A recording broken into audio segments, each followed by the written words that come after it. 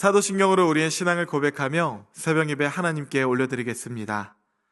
전능하사 천지를 만드신 하나님 아버지를 내가 믿사오며 그 외아들 우리 주 예수 그리스도를 믿사오니 이는 성령으로 잉태하사 동정녀 마리에게 나시고 본디오 빌라도에게 고난을 받으사 십자가에 못 박혀 죽으시고 장사한 지 사흘 만에 죽은 자 가운데서 다시 살아나시며 하늘에 오르사 전능하신 하나님 우편에 앉아 계시다가 저리로서 산자와 죽은 자를 심판하러 오시리라. 성령을 믿사오며 거룩한 공회와 성도가 서로 교통하는 것과 죄를 사하여 주시는 것과 몸이 다시 사는 것과 영원히 사는 것을 믿사옵나이다. 아멘.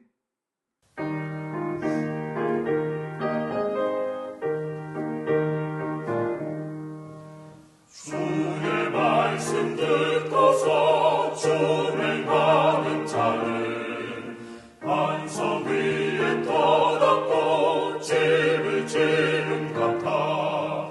네가 어둠을 나며 바람 부딪혀도 반석 위에 세운 집 무너지지 않네. 잘 짓고 잘 짓세 우리 집 잘 짓세. 만세 반석 위에다 우리 집 잘 짓세. 주의 말씀 듣고서 행치 않는 자는 모래 위에 터닫고 집을 지은 같아. 비가 와도 물나며 바람 부딪히네. 모래 위에 세운 집 크게 무너지네. 잘 짓고 잘 짓세 우리 집 잘 짓세. 만세 반석 위에다 우리 집 잘 짓세. 세상 모든 사람들 집을 짓는 자니 반석 위가 아니면 모래 위에 짓네. 우리 구주 오셔서 지은 상을 주네. 세운 법도 따라서 영영상을 주니 잘 짓고 잘 짓세 우리 집 잘 짓세. 만세 반석 위에다 우리 집 잘 짓세. 오늘 우리에게 주시는 하나님 말씀은 요한복음 5장 1절부터 15절까지의 말씀입니다. 그 후에 유대인의 명절이 되어 예수께서 예루살렘에 올라가시니라. 예루살렘에 있는 양문 곁에 히브리 말로 베데스다라 하는 못이 있는데 거기 행각 5이 있고 그 안에 많은 병자, 맹인, 다리 저는 사람, 혈기 마른 사람들이 누워 물의 움직임을 기다리니 이는 천사가 가끔 못에 내려와 물을 움직이게 하는데 움직인 후에 먼저 들어가는 자는 어떤 병에 걸렸든지 낫게 되밀어라. 거기 38에 된 병자가 있더라. 예수께서 그 누운 것을 보시고 병이 벌써 오래된 줄 아시고 이르시되 내가 낫고자 하느냐. 병자가 대답하되 주여 물이 움직일 때에 나를 못에 넣어주는 사람이 없어 내가 가는 동안에 다른 사람이 먼저 내려가나이다. 예수께서 이르시되 일어나 내 자리를 들고 걸어가라 하시니 그 사람이 곧 나아서 자리를 들고 걸어가니라.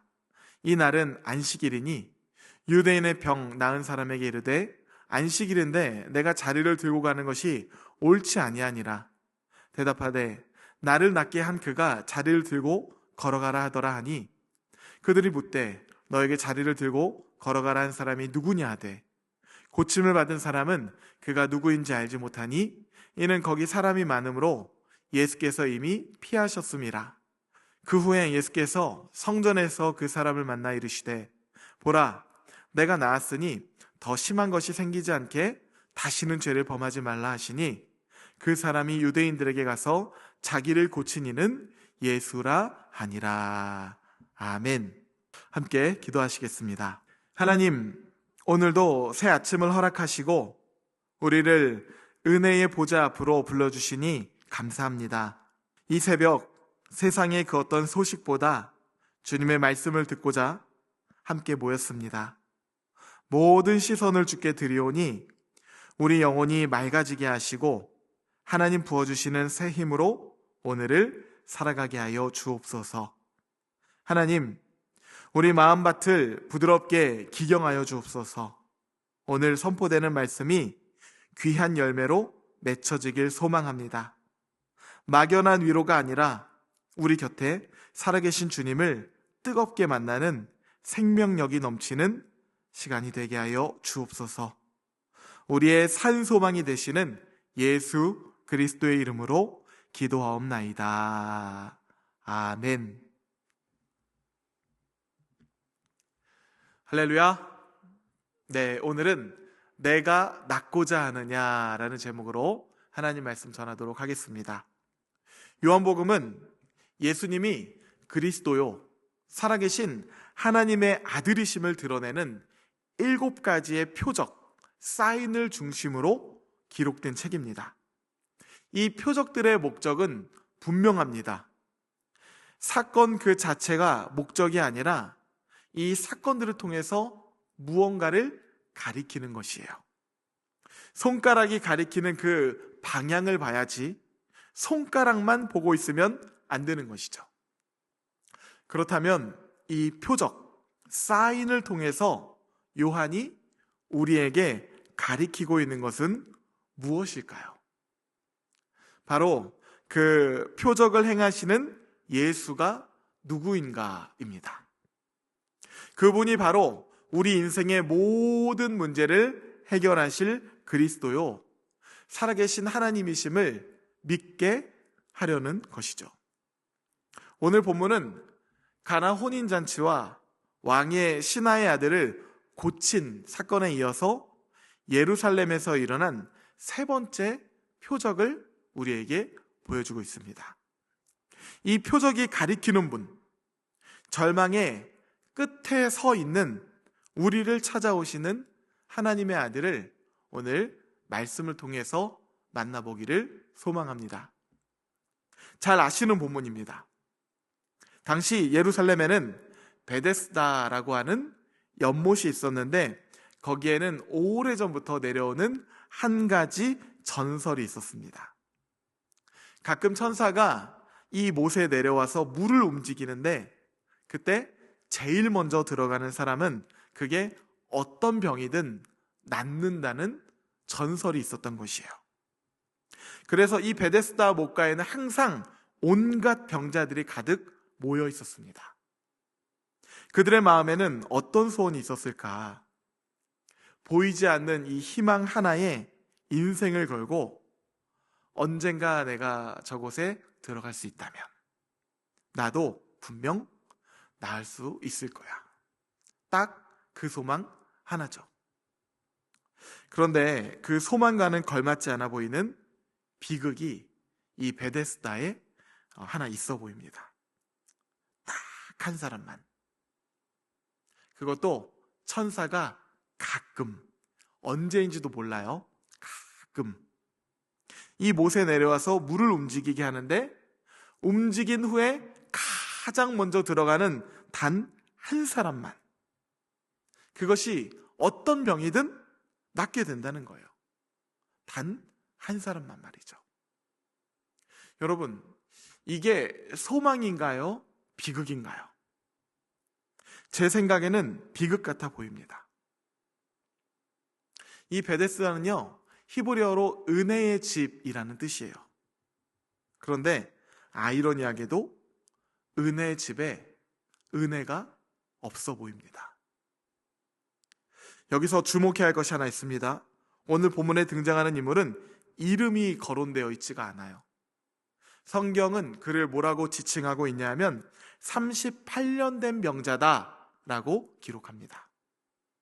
우리는 여기서 그의 오래된 절망과 상처를 볼 수가 있어야 합니다.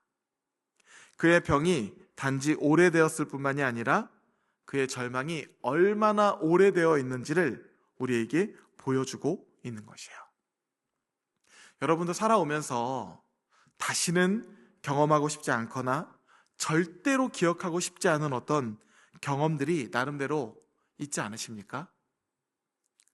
그런데 그게 멈추지 않고 38년 동안이나 끊임없이 반복되고 있다고 한번 생각해 보십시오. 어떠실 것 같으십니까? 이 사람은요, 몸만 아팠던 것이 아니에요. 그의 마음도, 희망도, 믿음도 아파 있었던 사람입니다. 그런데 저는 오늘 말씀을 묵상하면서 그런 생각을 좀 해보게 되었어요. 이 사람이 정말 회복에 대한 소망을 가지고 있었을까? 38년 동안 그 자리를 한결같이 끊임없이 지키고 있었는데 그의 마음 가운데 정말 산 소망이 있었을까? 처음에는 그랬는지 모르겠습니다. 처음 누군가에게 이 베데스다의 연못 이야기를 들었을 때 그의 마음속에는 분명 나도 언젠가는 나을 수 있을 거야 하는 소망이 있었을지 모르겠습니다. 그래서 어느 날은 연못 가까이에 가보려고 애를 써보고 또 누군가에게 도움을 요청하고 싶은 마음에 누가 나를 도와줄까 싶어서 주변 사람들을 바라보며 기다렸을지도 몰라요. 물을 움직이는 소리가 들릴 때 그의 가슴은요 정말 쿵쾅 거렸을 것입니다. 그런데 성경은 그를 뭐라고 기록하고 있나요? 38년 된 병자.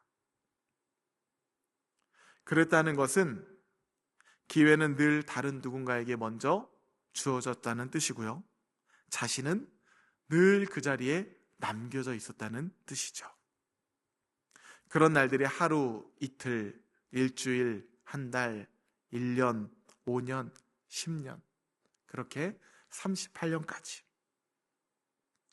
그런데 여러분, 사람은요 너무 오래 절망하다 보면 더 이상 기대하지 않는 것에 익숙해지기 마련입니다. 처음에는 간절함으로 시작되었을지 모르겠지만 어느덧 그의 마음 속에는 깊은 체념이 자리 잡고 있었을 것이에요. 그럼에도 불구하고 그는 오늘도 변함없이 그 자리를 지키고 있습니다. 왜 집으로 돌아가지 못할까? 예수님과의 대화 가운데 그 이유를 발견해 볼 수가 있어요. 5절부터 7절까지의 말씀을 볼까요? 거기 38해 된 병자가 있더라. 예수께서 그 누운 것을 보시고 병이 벌써 오래된 줄 아시고 이르시되 내가 낫고자 하느냐? 병자가 대답하되 주여, 물이 움직일 때에 나를 못에 넣어주는 사람이 없어 내가 가는 동안에 다른 사람이 먼저 내려가나이다. 예수님께서 그의 병이 오래된 줄 아시고 그에게 다가가 물으십니다. 내가 낫고자 하느냐? 오늘 설교 제목이에요. 그러면 네, 낫고자 합니다 라는 이 대답이 있어야 하는데 전혀 다른 소리를 하고 있습니다. 주여, 물이 움직일 때에 나를 못에 넣어주는 사람이 없어서 내가 가는 동안에 다른 사람이 먼저 내려가나이다. 이 대답은 단순한 설명이 아닙니다. 거기에는 상처가 있어요. 나는 누가 도와주는 사람이 없어요. 혼자 할 수도 없고요. 수많은 날들을 누군가의 도움 없이 혼자 견뎌왔다는 외로운 독백이에요. 어느새 이 세월에 치인 그의 낮은 자존감도 느껴집니다. 그는 한 번도 내가 들어갈 수 있다는 말을 하지 않아요. 오히려 내가 가는 동안에 다른 사람이 먼저 들어간다는 이 말만 반복하고 있습니다. 자신은 언제나 뒤처지는 사람, 기회는 늘 다른 사람의 목, 나는 언제나 실패자야, 그렇게 스스로를 규정하며 살아왔던 것이에요. 그럼에도 불구하고 여전히 그는 그 자리를 지키고 있습니다. 회복될 것이라는 소망을 잃어버린 지 오래지만 그렇다고 또 포기는 못하겠다는 것이요. 그러니 그의 인생이 얼마나 절망적입니까? 그저 이 베데스다 곁을 주위에 자리 잡고 있다는 인생으로 스스로를 위안 삼고 살았던 사람이에요. 그런데 여러분, 베데스다 근처에 자리 잡고 있다는 것, 그 물가에서 38년간 머물러 있다는 것 자체가 그를 낫게 하지 못합니다. 낫게 하지 않습니다. 그는 은혜의 집이라고 불리우는 베데스다 곁에 있었지만 단 한 번도 은혜를 경험하지 못한 사람이었어요. 그런데 8절과 9절 말씀을 볼까요? 예수께서 이르시되 일어나 내 자리를 들고 걸어가라 하시니 그 사람이 곧 나아서 자리를 들고 걸어가니라. 이 날은 안식일이니. 다행히 오늘 본문은 해피엔딩으로 끝이 납니다. 38년 된 병자가 회복되었어요. 그런데 그 방법이 이 사람이 기대했던 방법으로 나았던 것이 아니었습니다. 예수님과의 만남으로 그의 모든 절망과 슬픔과 상처와 병이 회복돼요. 은혜의 집이라고 여겼던 곳에서 단 한 번도 경험하지 못했던 은혜를 예수님과의 만남으로 경험하게 됩니다.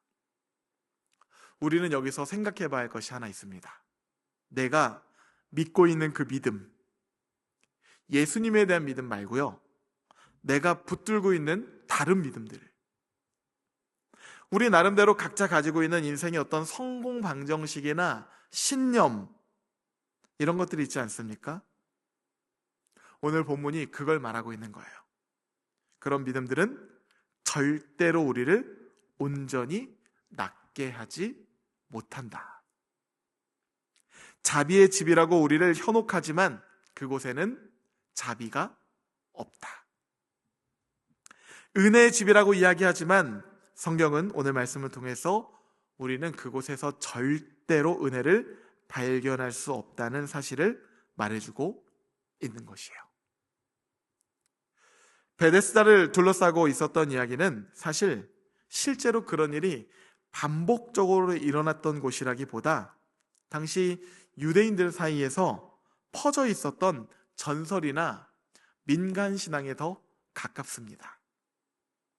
구전으로 내려져 오는 이야기가 있죠. 카더라 통신 같은 거 말이죠.